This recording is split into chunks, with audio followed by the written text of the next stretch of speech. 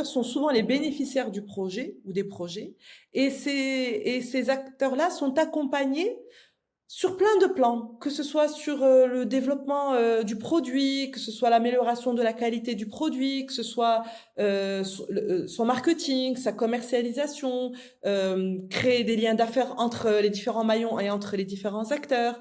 Donc, il y a tout un modèle économique qui est construit pour la chaîne de Mhm. valeur dans sa globalité, et on peut ensuite ce modèle économique le distinguer pour chaque maillon. Comment chaque maillon crée de la valeur pour le maillon suivant, en fait. Donc, Mhm. donc c'est une vision entrepreneuriale, Ouais, d'abord. ouais. Et co-créatif, quoi, Oui, finalement. co-créative, mais qui est basée sur le développement durable. Et c'est ça qui crée, parce qu'on a, enfin, notre objectif, comme je disais, c'est la préservation des ressources, et leur valorisation de manière durable. Acteurs du changement, bonjour. Bienvenue sur le podcast Rethink Social Change, où j'invite les praticiens du changement social à partager leur expérience pour améliorer collectivement comment on conceptualise, met en œuvre et mesure les résultats des projets et programmes de changement social à travers le monde.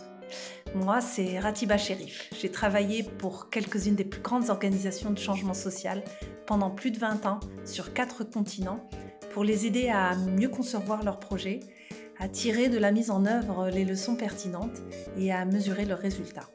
Avec mon jeu Rethink Social Change Cards, j'invite les acteurs du changement comme vous à partager ce qui marche, ce qui ne marche pas et pourquoi, de manière assez atypique. Je mélange le jeu de 54 cartes et en tire 4 pour guider notre conversation. Donc si vous êtes prêts à découvrir des histoires authentiques, sans script ni jargon, allons-y pour l'épisode du jour.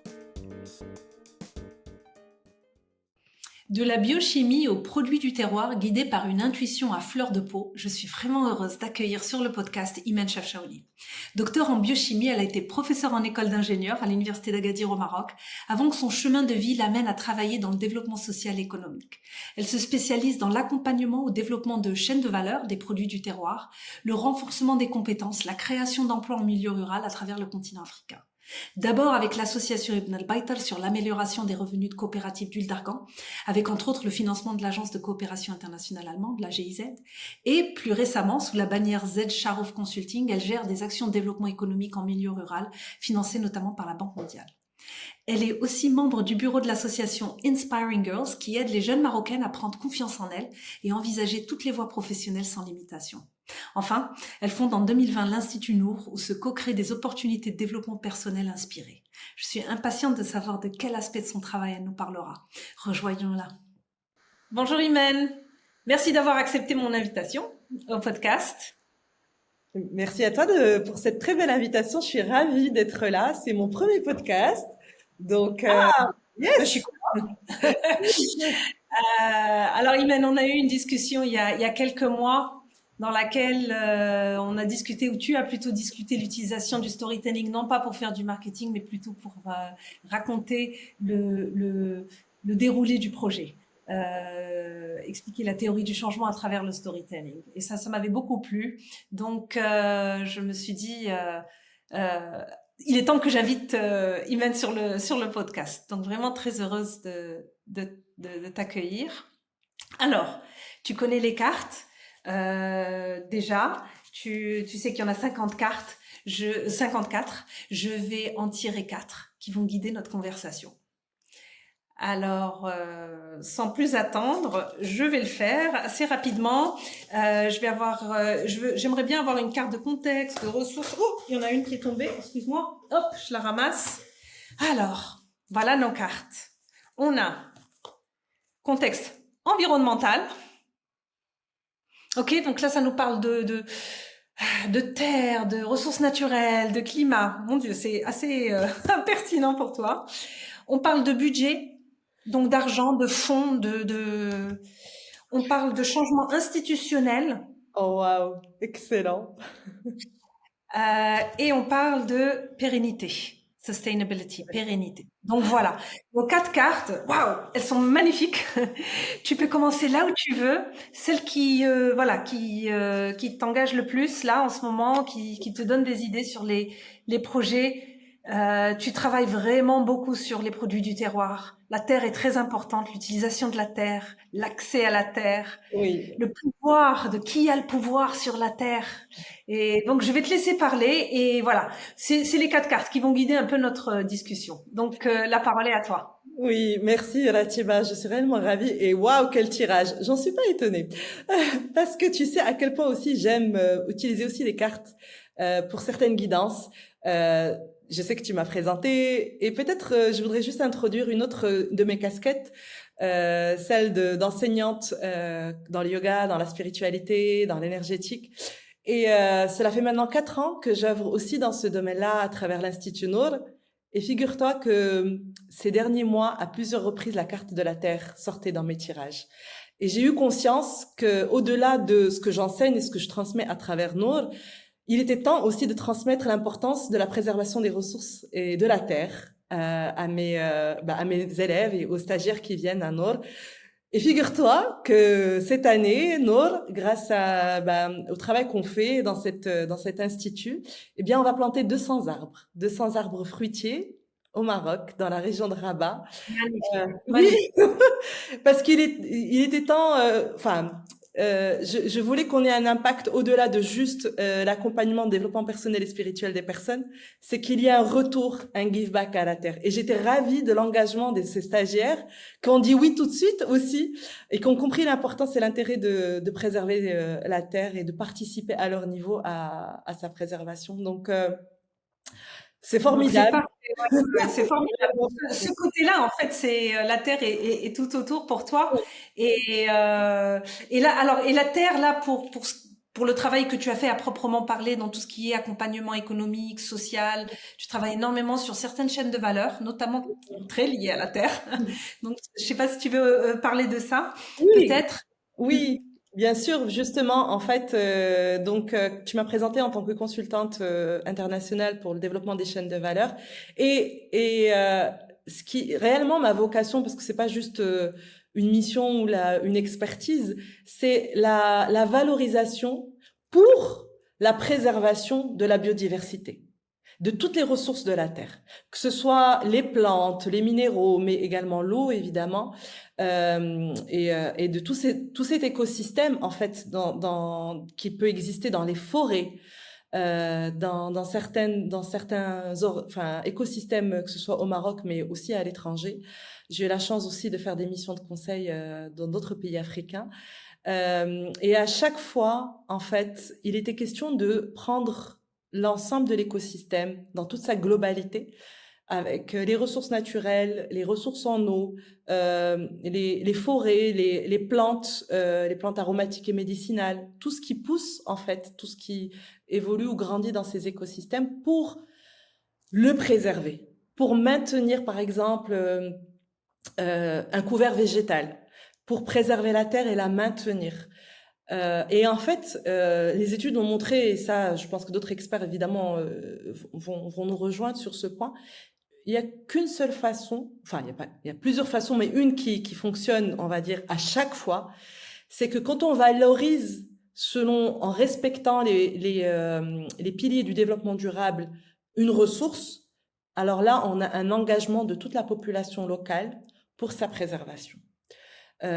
Différents exemples Mhm. existent au Maroc, mais aussi à l'étranger, où quand on crée une chaîne de valeur sustainable, donc ça va répondre aussi à l'autre carte qu'on a tirée, là, la population locale, elle va vraiment, non seulement évidemment faire pousser le projet, développer le projet, le prendre en main et gagner en autonomie dans sa gestion et dans sa mise en œuvre, et en même temps, ils, ils ont un réel travail, une réelle prise de conscience de l'importance de préserver cette ressource pour eux, parce que il y a tout de Ouais. suite un retour, souvent financier, d'accord, Mm. Ouais, à ouais. cette population locale, ils ont aussi conscience que cette préservation maintenant à cet instant permet de préserver la ressource pour les générations futures. Donc, pour leurs enfants, mais également leurs petits-enfants. Euh, et en fait, c'est ce qui me plaît réellement quand je dis oui à une mission de conseil pour le développement des chaînes de valeur, c'est éveiller ces consciences et accompagner les populations locales à valoriser leur biodiversité et à en tirer, on va dire, un maximum de bénéfices pour eux, que ce soit qu'ils aient améliorer leurs revenus, créer de l'emploi localement, Mhm. développer les infrastructures aussi qui vont en parallèle avec ce développement économique, la création d'écoles, de crèches, de différentes autres structures qui bénéfiques pour toute la population locale, qui va avec le développement de ces chaînes de valeur. Donc, enfin Mhm. voilà, j'adore ce type Mhm. de projet. Ouais, ouais, non, parfait, ces deux cartes-là. Je voudrais que tu me parles un tout petit peu de l'accompagnement institutionnel ou l'implication, l'engagement de différentes institutions, par exemple au Maroc, notamment dans justement ce travail, une vision holistique Oui, et ancrée dans ces principes fondamentaux du développement durable. Tu pourrais m'en parler oui, un tout petit bien peu? sûr. En fait, évidemment, la vision est institutionnelle. Il y a des acteurs locaux, il peut y avoir des ONG, bien sûr. Il y a différents types d'acteurs qui œuvrent ensemble à la mise en œuvre de ces projets, de ces chaînes de valeur. Mais souvent, la vision est institutionnelle. Donc, que ce soit au Maroc ou même dans d'autres pays dans lesquels, par exemple, j'ai travaillé, il y a d'abord soit un ministère, soit une agence nationale qui a un mandat, et ce mandat est aussi accompagné de budget, c'est quand même important, pour... Mais on a tiré les bonnes cartes en fait aujourd'hui. Voilà, Thibaut. Donc, donc ces institutionnels, ces institutions œuvrent ensemble. Ça peut être plusieurs acteurs institutionnels, ça peut être deux ministères ensemble, en fonction bien sûr soit de la chaîne de valeur ou de l'écosystème ou enfin du territoire où se fait ce projet. Parce qu'il peut toucher en fait différents actes. Enfin, il peut toucher la vision de différents acteurs. Je prends l'exemple de certains projets de valorisation, de création de chaînes de valeur ou de services qui, euh, qui sont soit basés sur la biodiversité ou la valorisation de la biodiversité. Je parle notamment des services écotouristiques, où là, on peut avoir le ministère du Tourisme, le ministère de l'Emploi, le ministère de la Jeunesse, et La si ça se formation. trouve, voilà, et de la formation, si on est en plus dans une aire protégée par l'Agence nationale des eaux et forêts au Maroc, là encore, on a aussi cet acteur. Donc souvent, dans des projets qui ont certaines envergures, on va trouver différents acteurs institutionnels qui vont œuvrer ensemble pour la mise en place et le développement de ces chaînes de valeur. Donc, Mhm. Et oui. la, et parce que d'expérience dans n'importe quel domaine, j'ai vu que quand il y a plusieurs agences, plusieurs institutions, et qu'il y a de l'argent lié à cela, le financement vient de différents, si tu veux, Bah, bourses, différentes bourses ouais, ou de bailleurs de fonds, mais même de différentes bourses de ces ministères, etc. Comment est-ce que vous arrivez comment est-ce qu'on arrive à coordonner, de ton expérience, coordonner toutes ces agences? Parce que bon, il y a une demande institutionnelle au départ, donc il y a cette espèce de push d'en haut, si tu veux. Ils mettent en place la régulation, ils mettent en place un certain nombre de choses qui sont importantes. Mais après, voilà, il faut quand même, tout se met en œuvre au niveau local. Comment est-ce que vous avez travaillé au niveau de l'utilisation des budgets et des différents acteurs institutionnels? Eh bien, oui, c'est une question qui est très importante et intéressante, et la réponse est assez simple. Ben, enfin, on démarre par des réunions, des ateliers de réflexion. Enfin, ça peut être au tout départ cela, un atelier de réflexion de comment ensemble on peut coordonner nos actions, nos activités. Enfin, les institutions coordonnent leurs actions et leurs activités pour un projet, pour un objectif spécifique. D'accord. Une fois que les grands axes d'intervention sont définis, à ce moment-là, on va pouvoir passer au budget.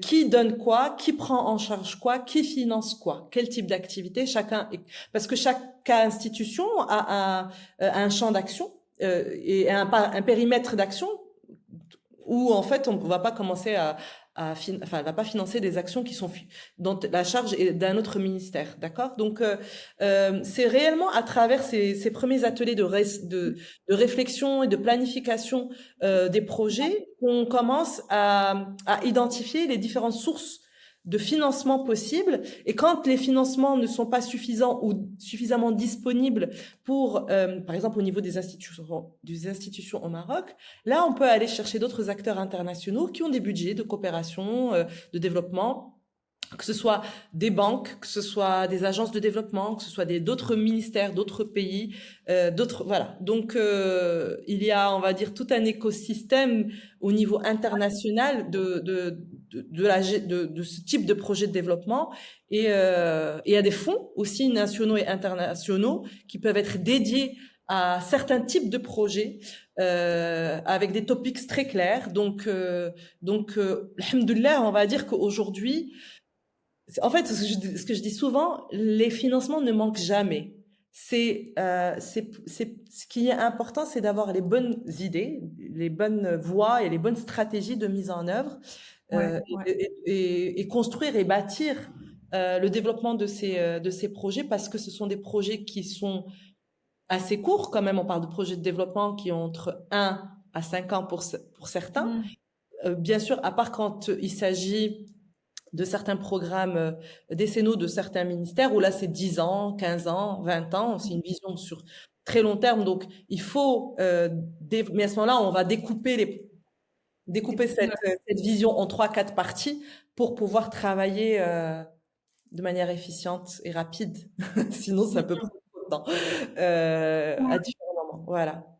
Ouais, en parlant d'argent, de budget et de temps de mise en œuvre de différents projets, même de vision, mis à part les plans décennaux des différents ministères, et en pensant un peu à la pérennisation de toutes les actions, etc., est-ce qu'il y a des engagements avec le secteur privé, avec peut-être des startups? Est-ce qu'il y a un espace dans le travail que tu as fait, par exemple, pour justement essayer de pérenniser les actions à travers l'engagement? Pourquoi pas des jeunes qui ont des idées, justement, parce qu'en fait tu disais c'est le financement ne manque pas, il faut avoir les solutions, en fait des solutions qui sont tu vois pragmatiques et qui ont été testées, innovantes, etc. Voilà. Et est-ce qu'il y a aussi une diversité au niveau des financements dans ce domaine-là, dans le domaine dans lequel tu as travaillé, par exemple tout ce qui est valorisation des chaînes des différentes chaînes? Alors, écoute, oui, parce qu'on a des fois des budgets qui sont spécifiques aux TPE, enfin vraiment des toutes petites entreprises, dont les startups, mais on peut aussi considérer par exemple que le modèle juridique de coopérative est aussi un modèle de startup. Après, voilà, c'est juste une question de comment on choisit l'organisation de l'entreprise. Mais souvent, en fait, ces projets, pour qu'ils soient pérennes et qu'ils soient réellement, comment dire, bien sûr, là, on parle de projet de développement de chaîne de valeur. La chaîne de valeur, sa particularité, elle est là pour créer de la valeur, donc créer de la valeur monétaire aussi. Donc, on a besoin de structures entrepreneuriales pour cela, quelle que soit la forme. Et tout le projet, donc tous les acteurs de ce projet, tous les partenaires de ce projet œuvrent ensemble pour développer et faire monter à l'échelle soit les startups déjà existantes. S'il faut en créer, on accompagne les personnes qui sont intéressées à leur création. Et en fait, tirer vers le haut toute la chaîne de valeur. À chaque maillon de la chaîne de valeur, on va trouver des acteurs. Donc là, les appelle c'est des acteurs micro. Pour que ces acteurs sont souvent les bénéficiaires du projet ou des projets. Et ces acteurs-là sont accompagnés sur plein de plans, que ce soit sur le développement du produit, que ce soit l'amélioration de la qualité du produit, que ce soit son marketing, sa commercialisation, créer des liens d'affaires entre les différents maillons et entre les différents acteurs. Donc, il y a tout un modèle économique qui est construit pour la chaîne de valeur dans sa globalité, et on peut ensuite ce modèle économique le distinguer pour chaque maillon, comment chaque maillon crée de la valeur pour le maillon suivant, en fait. Donc c'est une vision entrepreneuriale, d'abord. Et co-créative, quoi, finalement. Oui, co-créative, mais qui est basée sur le développement durable. Et c'est ça qui crée, parce qu'on a, enfin, notre objectif, comme je disais, c'est la préservation des ressources et leur valorisation de manière durable. On doit arrêter aujourd'hui la terre, enfin tout le monde, pas juste au Maroc ou en Afrique. On ne peut plus continuer à utiliser les ressources en croyant ou en pensant qu'elles sont illimitées. C'est faux. On le sait maintenant. C'est bon. Les scientifiques l'ont démontré. On va pas revenir dessus. Donc, il faut avoir une ressource, enfin, il faut utiliser ces ressources de manière intelligente et durable. Voilà. Donc, il ne s'agit pas de s'enrichir aujourd'hui un maximum, devenir millionnaire, pourquoi pas. Mais si je deviens, enfin, si on crée une structure qui est millionnaire, mais qui en même temps qui est en train de gâcher la ressource, ben dans 6 mois, Ouais. enfin, dans 3-4 ans, elle n'existe plus, cette structure. Parce qu'elle aura fini, elle aura usé ou utilisé toute la ressource localement, si elle n'est pas utilisée de manière durable. Voilà. Donc, Ce que tu viens de dire, ce que tu dis là me ramène un peu à cette carte d'environnemental, enfin de contexte environnemental. Et j'aimerais bien qu'on parle un peu de ça parce que justement, le stress environnemental sur les terres, le manque d'eau, le Maroc, comme tu dis, alhamdoulilah, il y a eu de la pluie cette année, mais il y a eu des sécheresses depuis plusieurs années ici. Donc, je voudrais que tu me parles un tout petit peu des challenges, des défis liés justement à la réalité de notre environnement et notamment l'impact que ça a justement sur le développement de ces chaînes de valeur, de cette valorisation sur les gens et leur travail. alors c'est très intéressant parce que il y a un double impact, positif et négatif. Parce que figure-toi, alors je vais commencer rapidement par le positif, parce que le négatif, on va parler plus longtemps. Le positif, c'est que les plantes, quand elles sont stressées, eh bien, elles vont créer des métabolismes secondaires qui sont très intéressants à valoriser, que ce soit dans l'industrie cosmétique ou nutraceutique. Donc, elles deviennent plus riches de certaines molécules qu'on va rechercher spécifiquement pour certains produits. Oui, oui, oui. Bah, en fait, la plante, en étant stressée, elle va tout faire pour pouvoir résister à ce Continuer à stress et vivre. continuer à vivre, parce que c'est ça son objectif. Toutes les plantes et les êtres vivants, tous les êtres vivants, ils ont un mécanisme d'adaptation, ils sont tous résilients. On est tous résilients, que ce soit nous, les plantes, la terre.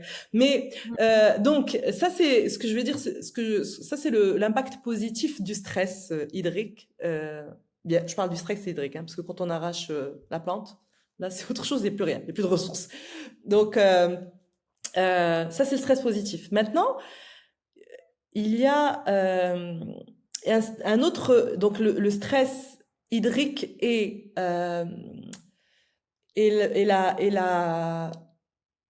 l'impact, alors le stress de l'humain sur le territoire, d'accord? Et celui-là, il est multiple. Parce que d'abord, il y a l'impact de l'urbanisation. Donc, plus on construit, Ouais, le ben, béton. moins de terre arable, d'accord? On peut même des fois enlever des forêts pour construire. Donc ça, c'est l'impact de l'urbanisation. L'autre impact aussi qu'on peut trouver dans certains territoires, c'est l'impact du bétail. Parce pour des raisons de manque d'eau, il y a moins de produits fourragers, on va dire, qui sont produits. Eh ben, il faut quand même nourrir le bétail, qui est une source de revenus qui peut être assez Ouais. importante pour les populations locales. Donc il y a un autre stress aussi là-dessus. Euh, on a aussi le stress de je veux récolter un maximum de ressources pour développer un maximum en entreprise. Donc là, c'est un stress économique que la forêt, par exemple, d'Argagné subit énormément. C'est-à-dire qu'avant même que les fruits de l'arbre soient matures, tu sais que l'argagné, le fruit, on doit le récolter au sol. Parce que quand il est mature, quand il est prêt à être récolté, il tombe. Donc c'est pas très compliqué. Il suffit juste d'aller le ramasser. Il y a d'autres plantes, enfin il y a d'autres arbres qui fonctionnent de la même manière. Eh bien, parce que maintenant c'est une ressource qui a beaucoup de valeur, le fruit de l'argan. Eh bien, il y a maintenant des personnes qui s'amusent à aller récolter avant que les fruits tombent, le fruit directement sur l'arbre. Et là, malheureusement, ils abîment, ils font du mal à l'arbre parce que non seulement ils récupèrent le fruit trop tôt, donc en termes de maturité, c'est pas encore bon, mais ils font tomber aussi les fleurs des fruits de l'année suivante. Donc l'arbre produira moins l'année suivante, tu vois. Donc on a un problème de rendement aussi. Et donc ce qui fait aussi la rareté et le prix élevé de cette ressource. Voilà, donc il y a différents... Et donc, Oui. ouais. Et donc, c'est à travers quoi la formation, l'information qu'on essaye de changer ça et arrêter toutes ces pratiques. Je dis avec les populations, Oui, disons locales, hein, parce oui, que effectivement, l'urbanisation c'est un problème beaucoup plus large. oui. Mais est-ce que donc vous faites Oui, oui, bien du sûr. plaidoyer, enfin, vous avez tout. Clairement, je peux parler d'un projet sur lequel je suis en train de travailler en ce moment, où justement, c'est une marque d'industrie, enfin une marque de cosmétiques européenne qui se fournit une huile d'argan au Maroc et qui qui veut développer grâce à son fonds social et environnemental, toute une sensibilisation à la préservation de l'arganerie et des fruits de l'argan. Donc, dans ce projet-là, on a tout un programme de mise en défense qu'on va faire avec l'Agence nationale des eaux et forêts. Donc, en tant qu'acteur, on va aider à la mise en relation tout simplement à faire rencontrer et travailler Oui, ensemble les réseauter, endroits. un Les, maillage. oui, pardon? Je te disais un maillage, faire Oui, réseauter, quoi, les créer des réseaux, réseaux de. mais convaincre les ayants droit de l'arganerie de l'importance, donc il y a un plaidoyer à faire, à travailler conjointement avec l'Agence nationale des eaux et forêts pour la préservation d'un certain nombre d'hectares de l'arganerie dans la région d'Agadir et Saouira. Donc, Pourquoi ils ne travaillent pas ensemble si, déjà? Pour mais pas, quel- mais c'est justement, nous sommes en train d'identifier les endroits dans l'arganerie où c'est pas encore le cas. Pour D'accord. augmenter, en fait, tout simplement Mhm. la taille ou l'impact de ce type de projet. Bien sûr, l'agence Mhm. nationale, elle fait ça depuis des années. Ils ont énormément de conventions avec différents acteurs, enfin différentes associations d'ayants droit au niveau localement. Donc, c'est un travail qui est fait, mais nous sommes en train justement d'identifier les secteurs ou les endroits où c'est pas encore fait pour que ça se fasse, en fait, pour qu'ils le fassent ensemble. Bon, ce projet a plusieurs volets, mais c'est un des volets de ce projet. Donc, où il y a cette mise en relation, mais il y a toute une action de sensibilisation des ayants droit. Alors, maintenant, en fait, bon, ça fait maintenant des années que différents acteurs travaillent dans ce domaine-là au Maroc, donc les ayants droit Mhm. sont sensibilisés. Maintenant, il faut mettre en place des outils de protection de l'arganerie. C'est le challenge, en fait, parce que quand on fait une étude, enfin, localement, quand on essaie de voir qui ne préserve pas bien la ressource, c'est maintenant rarement le cas. C'est rarement les personnes qui habitent sur place. C'est souvent des personnes qui viennent d'ailleurs qui viennent. Donc, il faut mettre un système de gardiennage, il faut mettre un système de mise en défense pour pouvoir préserver ces territoires-là, euh, pour voilà, que ce type d'actes ne se font plus. Donc oui, Mhm. c'est des actions de sensibilisation, d'éducation à différents niveaux, depuis les enfants aux adultes en fait. On prend tous les habitants des Douaouar et c'est Mhm. auprès de tous qu'on fait ces actions de préservation, de sensibilisation. Mhm. Et dis-moi, Imen, parce que là, j'ai l'impression en t'écoutant, mais bon, Mmh. c'est ta façon aussi t'es tellement optimiste et Mmh. dans ta vision, quoi, du monde en général, mais en t'écoutant, j'ai l'impression que voilà, il y a une solution pour tout, tu vois, tout fonctionne, on fait de la sensibilisation, on travaille avec ça, les institutions travaillent ensemble, il y a de l'argent. Oui. J'allais te demander, euh, où est-ce que le bas blesse? Qu'est-ce qu'il y a comme, parce que c'est pas, tu vois, il y a jamais, ça ne fonctionne, Non, tu vois, il y a toujours des défis bien sûr. très importants qui Oui. sont peut-être liés aux normes sociales, aux interactions, aux habitudes, Mmh, même institutionnelles, de fonctionnement. mmh, On parlait tout à l'heure d'institutions et d'agences. Chaque agence a son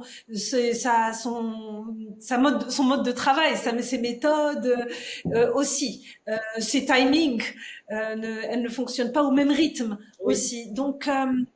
Donc voilà, comment est-ce que vous arrivez, quand vous travaillez dans ce domaine-là, justement, à oui. essayer tu vois, de travailler au niveau macro, au niveau institutionnel, avec différentes agences qui ont différentes façons de voir les choses, de travailler, etc. Et notamment avec voilà les eaux et forêts au niveau local aussi, et les ayants droit Comment est-ce que vous arrivez à lier tout ça justement pour avancer? Quels sont certains des défis que vous rencontrez en fait?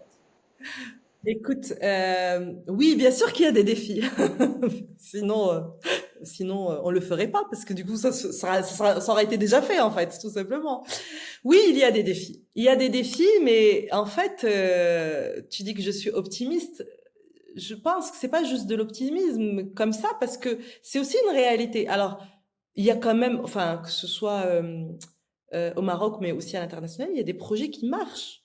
Pas tous, on va pas dire que tous les projets fonctionnent et atteignent leurs objectifs à 100%, mais un projet qui est bien géré peut atteindre quand même un résultat enfin un taux de réalisation, de réussite important. Et il y a un facteur qui est important et dont j'adore aussi parler, c'est l'intelligence collective. Parce qu'en fait, on ne peut réussir ces projets multi-acteurs avec des visions de différents, on va dire, institutions, qu'on arrive à tout simplement centrer toutes ces visions, les aligner tout ensemble pour pouvoir dérouler le projet Commun. et en faire un projet commun. Eh bien, ça demande de l'intelligence collective. Et il y a des très bonnes ressources au sein de ces institutions, au sein de tous ces agences de développement, qui ont ces qualités-là et qui ont ces compétences-là. Et c'est vrai, parce que c'est des chefs d'orchestre, en fait. Ce sont des personnes qui sont qualifiées, qui ont les compétences à organiser différents acteurs ensemble pour mettre en œuvre un grand projet institutionnel ensemble. Donc, c'est toujours une question de ressources humaines. Ratiba, ça, tu le sais bien. Et ces ressources humaines existent. Maintenant aussi, certaines grandes structures, comme tu dis, certaines ont des standards, elles ont des processus, des procédures. En respectant ces standards et ces processus et ces procédures qui ne sont pas là pour nous embêter, mais qui sont en fait tout simplement euh, euh, plutôt en fait alors comment je vais le dire, Des structures. voilà, c'est des structures fortes parce qu'elles sont basées sur l'expérience du terrain, une expertise qui est acquise sur plusieurs années de développement, de projets de développement. Donc ces institutions, quand elles ont identifié des voies de succès de comment mettre en œuvre un projet, bah, elles vont le décrire sous forme de processus. Donc il y a des étapes qui sont hyper importantes. Et là, c'est pour ça aussi je te parlais d'intelligence collective et aussi d'ingénierie de projet. C'est l'ingénierie de projet. Donc il y a une façon de faire les choses. On va pas venir faire les choses comme ça, comme ça peut nous chanter.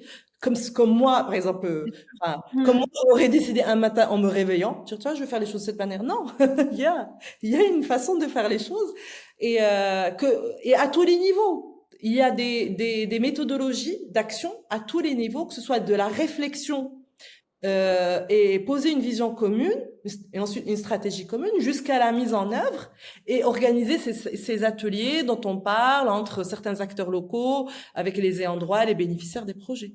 Tout ça est déjà étudié, tout ça est déjà, je vais pas dire normalisé parce que c'est pas réellement comme ça que ça se passe, mais on a des outils de développement qui existent et qu'on va utiliser pour la réussite de ce type de projet. Donc, oui, je suis optimiste et oui, parce que derrière, il y a une intelligence et une ingénierie, une compétence. C'est ça qui nous permet de dire que oui, certains projets réussissent, d'autres pas. Là, l'exemple de l'entreprise, de ma mission actuelle, quand on m'a posé alors on a déjà démarré le projet, on avait fait des réunions avant de se rencontrer et d'être sur le terrain. Alors, juste une petite parenthèse, dis-moi brièvement de quoi il s'agit dans ce projet. Donc, c'est quoi ton rôle dans ce projet-là? Oui, on est là pour accompagner à la mise en œuvre d'un projet de régénération, de préservation de l'arganerie dans la région d'Agadir. Oui, d'accord. Voilà, c'est l'exemple que j'ai donné tout à l'heure. Et alors c'était super intéressant super mignon parce que la dame qui me pose la question lors d'un repas, elle me dit, mais Iman, tu crois que ça va marcher le projet? Je dis, mais évidemment, si j'étais pas persuadée que ça marcherait, on serait même pas là en train d'en parler et d'être sur le terrain déjà. On l'aurait identifié déjà en amont. Parce qu'avant d'arriver au terrain, il y a déjà des études qui sont faites en amont. On va valider certains concepts, etc. Donc, Donc Ouais, ouais. aujourd'hui, quand on travaille dans des projets de développement, enfin moi en tant qu'experte, j'ai Mm. des outils pour ça. Ouais, ouais. Tu vois, Iman, c'est juste que souvent, plus il y a d'agences, plus le concilier les visions des agences est difficile. Et je sais qu'il y a il y a des vrais, il y a des personnes pivots dans les organisations, des vrais, voilà, chefs d'orchestre dans leurs organisations. Mais c'est aussi, voilà, créer pour que tous ces chefs d'orchestre, tu vois, qui se rencontrent vers une mission, c'est pas toujours, ça fait pas toujours de la très belle musique quand il y a plusieurs chefs d'orchestre, c'est pour ça qu'il y en a qu'un seul. Mais en fait, l'idée, c'est quoi? C'est que je voulais juste savoir vraiment c'est quoi ces challenges, parce que c'est quand même très, très important. Ça touche à tellement de, comme on a vu, hein, comme tu l'as dit, voilà, ça touche à la terre, aux eaux et forêts, aux ressources naturelles, à l'urbanisme. C'est vraiment lié à tellement de secteurs que il peut y avoir des intérêts qui tirent d'un côté et de l'autre. Tu vois ce que je veux dire? C'était un peu dans ce sens-là, et puis essayer de réellement penser, tu vois, quels défis, quels outils. Mais je suis vraiment contente que, ouais, le travail que vous faites en amont, comme tu disais, c'était un peu notre discussion il y a quelques mois, hein, comment accorder tout le monde autour de cette théorie du changement. C'est comment est-ce qu'on croit que ce changement va arriver, et vraiment le décomposer en des petits morceaux, que les gens comprennent, prenne le temps de tous s'accorder sur cette même vision est super important. Et je suis contente que que vous le fassiez vraiment. Alors on arrive Je peux juste vers... rajouter quelque chose? Oui, vas-y, vas-y. Parce que, en fait, bien sûr, tu as raison que des fois c'est difficile. C'est quand la vision est top-down. Et au début, il faut qu'elle le soit. D'accord? Mais à un moment, il faut aussi venir écouter les bénéficiaires et voir aussi la faisabilité et comment eux conçoivent la mise en œuvre de ce projet. Parce que si je viens imposer une vision qui a été construite dans un bureau super sympa à Rabat ou à Casa ou tu vois, et que je prenne pas le temps d'aller sur le terrain et être confronté à la réalité du terrain, ben, je peux me tromper. Je peux avoir designé une mise en œuvre de projet qui ne sera pas réaliste parce que j'aurais pas fait ce travail. Donc oui, ça peut arriver qu'il y ait des erreurs, qu'il y ait des choses difficiles à surmonter, mais en général, quand même, aujourd'hui, et les agences sont en conscience, on reste pas juste entre nous cloisonnés, entre cadres, entre chefs d'orchestre, à Ouais. imaginer des choses sans qu'à un moment ou à un autre on aille sur le terrain. Donc, Mhm. dans tous les projets dans lesquels j'ai travaillé précédemment, même s'il y a un travail stratégique qui se fait ensemble, on va toujours vérifier sur le terrain comment se fait la mise en œuvre. Et souvent, en fait, on a les contraintes qu'on pourrait rencontrer sont d'ordre aussi du niveau d'éducation des bénéficiaires des projets. Parce que je vais pas monter une unité de production hyper high-tech si j'ai pas la manœuvre qualifiée, par exemple. Donc, je dois adapter la mise en œuvre de certaines unités de production, si on parle de chaîne de valeur de la biodiversité, à quel est le niveau de compétence des personnes. Si je peux les monter en compétences pendant mon programme, c'est top. Et ça, c'est ce que j'ai réussi à faire dans certains projets. Si je ne peux pas, alors peut-être qu'il faut que je redesign mon projet de manière à l'adapter. Autre chose, et ça arrive énormément, alors de moins en moins au Maroc, mais en Afrique, on a eu le cas, c'est que tous les projets ou tous les succès qui se sont faits ailleurs ne peuvent pas forcément marcher dans un autre pays, ne serait-ce qu'en termes d'infrastructure. On m'a demandé d'accompagner la création de coopératives comment on pourrait créer des coopératives pour produire de l'huile de bananites de très haute qualité, de très bonne qualité en Mauritanie. La première contrainte qu'on a eue, c'est qu'il n'y avait pas d'électricité dans les villages où se faisait la production de l'huile. Donc à partir de là, ma chaîne de valeur et ma chaîne de production, je dois trouver une solution, comment je peux améliorer la qualité du produit en tenant compte de cette difficulté qu'il n'y a pas d'électricité. Donc il y a certaines machines qui pourraient permettre d'avoir un produit de meilleure qualité que je ne peux pas utiliser. Et Ouais. c'est là où en fait, on faut aller chercher de l'expertise, des compétences techniques dans certains cas, pour trouver, adapter certaines chaînes de production à la réalité du terrain. Et ça impacte au final tous les revenus, toute la Mais chaîne, oui, quoi. évidemment. Et en fait, même en termes justement de développement de cette chaîne de valeur et des différents maillons de la chaîne de valeur, Mm. on est obligé de créer. peut-être quelque chose de beaucoup plus réaliste sur le terrain et de voir comment on va organiser ceux qui font la cueillette des fruits, ceux qui vont faire certaines étapes de la production et centraliser l'extraction ailleurs. Donc c'est toute une logistique en fait qu'on doit avoir tout simplement ensemble. Ouais, ouais, c'est un projet différent en fait. Oui, Ça, les principes de base sont peut-être les mêmes, c'est porté par les mêmes principes, mais c'est des projets complètement différents. Et ouais, tu as vraiment raison, parce que ouais, j'imagine que même au Maroc, je veux dire, quand tu travailles sur l'arganier, c'est une chose, quand tu travailles sur la figue de Barbarie, c'est autre chose, parce que la situation n'est pas la même, la région n'a pas la même au niveau topographique, au niveau accès, au niveau, voilà, tout plein de oui, niveaux. oui. Donc, ouais, c'est super intéressant. Oui, oui. Voilà, vas-y, continue. Donc, je voulais te demander, Imen, là, avant qu'on clôture, en fait, pour clôturer, Oui. quelles sont disons, les trois choses que tu as appris euh, comme étant quelque chose que tu peux justement que tu as appris et qui s'applique à tous les contextes dans ce travail-là de la valorisation, par exemple, des chaînes de valeur ou les produits, pardon, la valorisation des produits du terroir ou je sais pas si ça, il y a des idées ou il y a des leçons apprises qui s'appliquent un peu partout, qui sont, tu as partagé quelques-unes, notamment quand on a parlé donc voilà, de gérer tous ces différents acteurs, par exemple. Mais est-ce Alors, que, je crois que moi, ce que j'ai appris enfin, pour mon premier apprentissage sur le terrain, dans ce type de projet, c'est d'être patiente. Parce que tu sais qu'en termes de développement de projet, dès qu'on parle de projet, de budgétisation, on parle de chronogramme. Et donc, nous, on a tendance à créer un template idéal pour nous, pour la mise en œuvre de ce projet.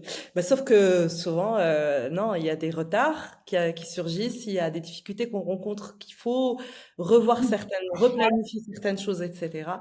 Et c'est pour moi. Alors, personnellement, je crois que la première chose que j'ai dû apprendre, c'est d'être plus patiente dans la mise en œuvre de ces projets. Euh, le deuxième apprentissage personnel aussi, ben, c'est que dans un projet, même encore une fois, quand on a identifié toutes les activités qu'on a ordonnées selon un certain chronogramme, eh bien, il faut aussi des fois avoir l'intelligence de bouger les activités et de changer les ouais, choses. Ne pas être figé. Parce qu'en fait, dès qu'on se fige, on rate. On va rater. On va manquer quelque chose. la flexibilité, Voilà. Donc, c'est la réellement flexibilité, cette flexibilité l'adaptation.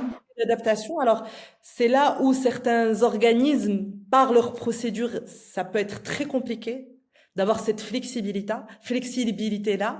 Et aussi, des fois, en fait, en étant sur le terrain ou en faisant certaines expériences, enfin, certains travails, on a certaines opportunités qui surgissent qu'on n'a pas prévues, qu'on n'avait pas planifiées, mais pour lesquelles il faut avoir un budget supplémentaire.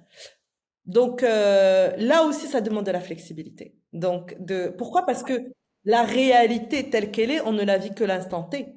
On ne la vit pas il y a 3 ans, quand moi j'ai fait ma planification dans un bureau avec des cadres supérieurs, des Ouais, ministères. ouais. Et les différents bailleurs de fonds avec lesquels vous travaillez, ils sont ouverts à cette flexibilité justement parce que finalement vous êtes engagé à livrer un certain nombre de livrables sur un temps précis, d'une certaine manière. Est-ce que cette adaptation et cette revue finalement du cadre logique ou la façon de faire les choses est la bienvenue et est acceptée? Écoute, dans les agences qui arrivent à atteindre un très bon taux de réussite, ils ont cette flexibilité. Elle est incluse dans les procédures. Alors évidemment avec une certaine limite budgétaire, parce que s'il y a un budget annuel qui est fixé, on peut peut-être avoir des toutes petites rallonges, mais si l'activité ou alors le paquet d'activités demande énormément de ressources, là il va falloir aller chercher d'autres financements complémentaires. Donc c'est possible, oui, c'est possible de le faire. Euh, bon, moi, à ma connaissance, ceux avec qui j'ai travaillé, je sais qu'on pouvait le faire. Est-ce que c'est le cas de toutes les agences ou tous les... Je saurais pas répondre à cette question. Mais dans certains cas, oui, on peut avoir cette flexibilité-là et l'opportunité de réagir très rapidement en fonction du développement du projet localement. Mmh. Ouais. En fait, là, pour conclure, ça m'a fait penser à ce que tu disais tout à l'heure. On a commencé par ça, à parler de la terre et cet ancrage à la terre. Et les deux choses que tu retiens, c'est cette patience, c'est-à-dire vraiment la lenteur de patienter, regarder, tu vois, et cette agilité en même temps. Oui, Et c'est cette patience et cette capacité à être patient, à vraiment regarder ce qui se passe et comment les choses sont en train de se passer, que tu peux être agile au bon moment, tu vois, tu peux bondir un peu comme un. Donc elle me plaît beaucoup et puis ça, voilà, ça nous ramène un peu là où on a commencé. exactement. Bah, écoute, de toute façon, la Terre, c'est celle qui nous apprend le tout, en fait, à observer les cycles de la Terre, les cycles de la vie, du développement, de la biodiversité. Si on pouvait se caler de plus en plus à ce rythme-là et moins au rythme effréné qu'on peut vivre dans les villes, on vivrait mieux. On vivrait Ouais, beaucoup mieux, je pense. je crois de plus en plus de gens y pensent justement, hein, donc c'est Ouais, bien. Maintenant, il va falloir voilà la préserver cette ouais. terre et cette nature pour pouvoir justement encore en profiter quelques années. Merci beaucoup, Imen. Avec J'ai plaisir. adoré notre conversation. Moi aussi. Merci. C'est Merci un encore. domaine. À chaque fois que je discute avec toi de ces choses-là, je découvre quelque chose de nouveau parce que c'est un domaine voilà qui m'est pas familier du tout. Et c'est vraiment super. Ça a été super de t'avoir. Merci beaucoup pour ton Merci à temps. toi et j'adore ton système de cartes et démarrer les échanges par ce tirage qui guide la conversation. Je trouve ça vraiment fabuleux. Bravo à toi et merci de nous offrir cette opportunité de parler voilà, de son savoir et de son expérience de terrain un peu autrement que ce dont on a souvent l'habitude. Ouais, bah, c'est un Merci. peu pour ça que je le fais. Merci Oui. beaucoup. À bientôt. À bientôt. Au revoir. Merci pour votre écoute. J'espère que vous avez trouvé la conversation d'aujourd'hui utile et riche en idées et informations. Si vous pouviez prendre une minute pour laisser un commentaire, ce serait super. Et si vous travaillez au changement social et voudriez partager ce que vous faites et comment vous le faites, contactez-moi. Une dernière chose, si vous n'êtes toujours pas abonné, je vous invite à le faire pour être les premiers informés de la sortie d'un nouvel épisode. En attendant le prochain, soyez le changement.